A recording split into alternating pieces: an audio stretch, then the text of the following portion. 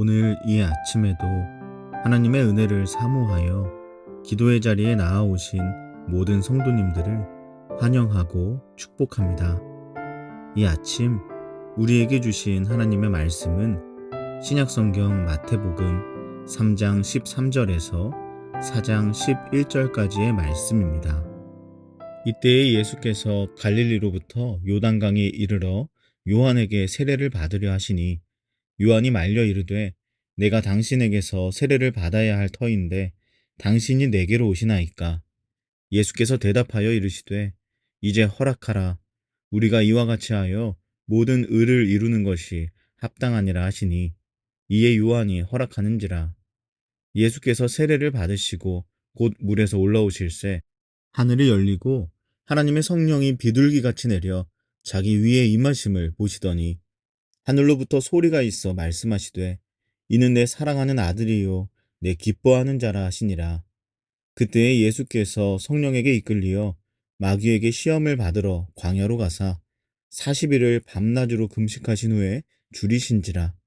시험하는 자가 예수께 나아와서 이르되 내가 만일 하나님의 아들이거든 명하여 이 돌들로 떡덩이가 되게 하라. 예수께서 대답하여 이르시되 기록되었으되 사람이 떡으로만 살 것이 아니요 하나님의 입으로부터 나오는 모든 말씀으로 살 것이라 하였느니라 하시니 이에 마귀가 예수를 거룩한 성으로 데려다가 성전 꼭대기에 세우고 이르되 내가 만일 하나님의 아들이거든 뛰어내리라. 기록되었으되 그가 너를 위하여 그의 사자들을 명하시리니 그들이 손으로 너를 받들어 발이 돌에 부딪히지 않게 하리로다 하였느니라. 예수께서 이르시되 또 기록되었으되 주 너의 하나님을 시험하지 말라 하였느니라 하시니 마귀가 또 그를 데리고 지극히 높은 산으로 가서 천하 만국과 그 영광을 보여 이르되 만일 내게 엎드려 경배하면 이 모든 것을 내게 주리라. 이에 예수께서 말씀하시되 사탄아 물러가라. 기록되었으되 주 너의 하나님께 경배하고 다만 그를 섬기라 하였느니라. 이에 마귀는 예수를 떠나고 천사들이 나아와서 수종드니라. 아멘. 오늘 본문은 예수님께서 세례를 받으시는 장면과 시험을 받으시는 장면이 함께 등장하고 있습니다. 그래서 어찌 보면 전혀 다른 분위기의 장면 두 개가 다소 어울리지 않게 붙어 있는 것처럼 느껴질 수 있지만 이 두 장면을 관통하는 하나의 포인트가 있습니다. 오늘 그것을 통해 이 말씀을 함께 살펴보며 우리의 삶에 적용해 볼 수 있기를 소망합니다. 본문에는 세례 받으시는 장면과 시험 받으시는 두 장면 모두에서 공통적으로 예수님이 하나님의 아들이라는 것이 명명백백 드러나고 있습니다. 그러나 예수님께서는 일관되게 하나의 태도를 보이고 계십니다. 본문을 보면 예수님은 하나님의 아들이시지만 하나님의 아들로서의 권한을 행사하는 데에는 전혀 관심이 없어 보이십니다.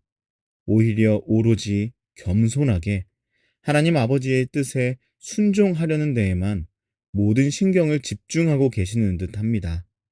17절에 보면 하늘로부터 예수님을 향해 이는 내 사랑하는 아들이요 내 기뻐하는 자라는 말씀이 내려오고 있지만 그 주인공인 예수님께서는 하나님의 아들로서 사람의 아들들 앞에 군림하는 모습으로 계시지 않습니다. 오히려 예수님은 하나님의 아들로서 사람의 아들에게 세례를 받으셨지요. 이것은 오로지 그것이 하나님의 뜻이었기 때문이었습니다. 오로지 하나님의 뜻에 따라 순종하시는 예수님의 태도는 마귀 앞에서도 동일하게 드러납니다. 내가 하나님의 아들이거든 돌들로 떡덩이가 되게 하라는 마귀의 첫 번째 시험 앞에서 예수님은 그 시험을 말씀으로 거절하십니다.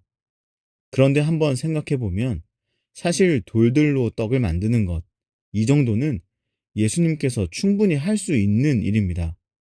능력의 문제가 아니라 그럴 권한도 충분하시지 않습니까? 천지 만물을 지으신 분이 떡 하나 만드는 일은 정말 별일도 아니겠죠. 더욱이 하나님께서 예수님이 떡 하나 만드셨다고 그것을 문제 삼으시지도 않으실 것이며 그것으로 죄를 묻지도 않으실 것이기 때문입니다. 하나님의 아들로서 그 정도의 일을 행사하는 것은 제가 라면 대신 짜장면을 시켜 먹는 정도의 권한 행사보다도 작은 일이죠. 그러나 예수님은 하지 않으십니다. 아니, 예수님 입장에서 그것은 절대 하지 않아야만 하는 일이었던 것입니다. 그 이유는 지금 예수님이 돌로 떡을 만들어서 줄임배를 채우는 것이 하나님의 뜻이 아니었기 때문입니다. 하나님의 뜻은 금식하는 것이었습니다.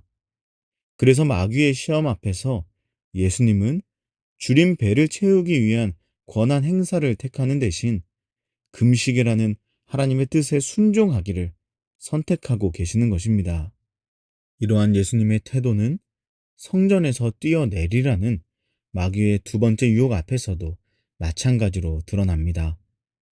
예수님께서 성전 꼭대기에서 뛰어내리시면 어떤 일이 일어나겠습니까? 하나님의 아들이신 예수님께서 그것 때문에 목숨을 잃으시거나 치명상을 당하실 일이 있을까요? 예수님이 그것 때문에 비참해지시겠습니까? 그럴 리가 없죠. 마귀의 말처럼 천사들이 붙들어서 보호하든지 다른 신비스러운 모습으로 안전하게 착지하시든지 아주 놀라운 광경이 펼쳐지게 될 것입니다. 그러나 예수님은 마귀의 코를 단번에 눌러줄 수 있는 이 선택을 하지 않으십니다.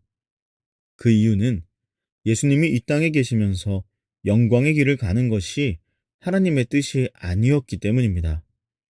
예수님을 향한 하나님의 뜻은 뭇 사람들과 천사들의 수종을 받으며 신비스러운 모습으로 영광스러운 길을 걷는 삶이 아니라 바로 고난의 길을 걷는 삶이었습니다. 그래서 예수님은 영광받기에 합당하신 분임에도 하나님의 뜻에 순종하여 영광 받기를 택하지 않으시고 고난의 길을 걸어가라는 하나님의 뜻에만 오로지 순종하고 계시는 것입니다. 이제 마지막 시험입니다. 마귀는 예수님께 하나의 제안을 합니다. 자기에게 엎드려 경배하면 세상 모든 것을 주겠다는 제안이지요. 사실 이 제안은 예수님의 입장에서 솔깃할 수도 있는 제안입니다. 왜냐하면 예수님께서 이 땅에 오신 목적이 바로 왕으로서 이 세상을 다스리시기 위함인데 그 목적을 단번에 이룰 수 있는 제안이기 때문입니다. 마귀에게 절 한 번 하면 고난도 십자가 죽음도 없이 목적을 단번에 이룰 수 있는 상황이 눈앞에 온 것입니다. 더 편한 길, 더 빠른 길, 더 쉬운 길이 생긴 것이죠. 이것 택하지 않으면 예수님에게 남은 길은 십자가 죽음의 길 뿐인 것입니다. 여러분이라면 어느 길을 택하시겠습니까? 예수님의 선택은 편하고 빠르고 쉬운 길이 아닌 십자가 죽음의 길이었습니다. 그 이유는 무엇일까요? 네, 오로지 하나님의 뜻 때문이었습니다. 하나님의 뜻이 편하고 빠르고 쉬운 길이 아닌 십자가 죽음의 길에 있었기 때문이죠. 사랑하는 여러분, 세례를 받으시고 하나님의 축복을 경험하실 때나 광야에서 마귀에게 시험을 받으실 때나 예수님은 언제나 어떤 상황에서도 동일하게 오로지 하나님의 뜻에 따라 순종하시는 일에 모든 관심이 있으셨습니다. 그렇다면 오늘 이 하루를 살아가는 우리의 태도는 어떠해야 하겠습니까? 간절히 바라옵기는 하나님이 오늘 내게 주신 그 자리, 그 역할에서 오로지 그것을 허락하신 하나님의 뜻에 따라 순종하는 모습이 우리의 태도가 되기를 소망합니다. 혹시 가정, 직장, 교회 등 많은 자리에서 그 역할에 대한 권한에만 민감하고 그 자리를 허락하신 하나님의 뜻에는 둔감한 채로 살아가고 있지는 않은가요? 만약 그렇다면 그 영적 둔감함 때문에 우리가 여전히 세상의 유혹에 무너지고 있는 것입니다. 사랑하는 여러분, 오늘 내가 있는 이 자리에서 내가 마땅히 행사할 수 있는 그 권한에는 둔감하시고 그 자리에 세우신 하나님의 뜻에 민감하시는 은혜가 있으시기를 축복합니다. 오늘 이 하루 오로지 하나님의 뜻에 따라 순종함으로 하나님의 뜻 안에서 승리하시는 저와 여러분 되시기를 주님의 이름으로 간절히 축복합니다. 기도하겠습니다. 언제나 어디서나 오로지 하나님의 뜻에 따라 순종하는 내가 되게 하옵소서. 그리고 우리 개인의 기도 제목을 놓고 우리의 가정과 다음 세대 자녀들, 사랑하는 청년들을 위해, 사김의 교회를 위해, 이 민족과 열방을 위해 한 마음과 한 뜻으로 기도하며 나아가겠습니다. 함께 기도하시겠습니다.